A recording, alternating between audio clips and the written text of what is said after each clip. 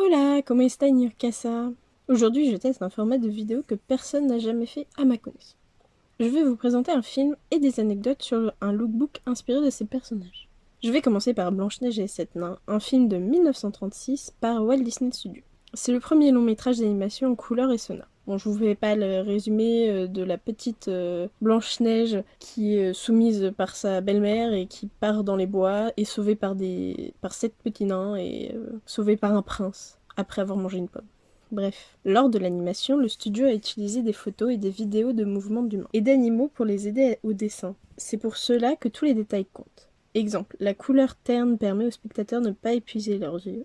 Ou, au début du film, on entend la musique de Un jour mon prince viendra, lorsque Blanche-Neige attend son prince. Ou encore, le baiser indirect entre le prince Florian et Blanche-Neige à l'aide d'un pigeon, qui montre leur futur mariage. Ces détails qui nous prouvent que le film était plus destiné aux adultes à l'époque de sa sortie. Cependant, cette adaptation est aussi sombre que l'original, malgré les différences majeures que les auteurs ont fait pour l'adaptation. Ce qui m'a le plus interpellé, c'est qu'on n'explique pas pourquoi Blanche-Neige s'appelle comme ça, mais bien pourquoi la méchante reine est là, ou même le fait qu'elle est devenue la boniche et qu'elle fuit la reine.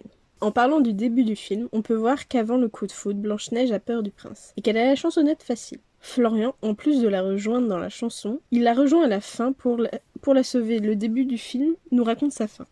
En parlant de la fin, je peux vous dire deux choses sur Blanche-Neige. Elle est sauvée par une tarte aux prunes, et elle passe sa vie les yeux fermés. Contrairement à la méchante reine qui meurt les yeux ouverts, avec de jolis crânes à l'intérieur. Bref, j'ai plus grand chose à dire, mais si vous voulez la recette pour ressembler à une vieille, la voici.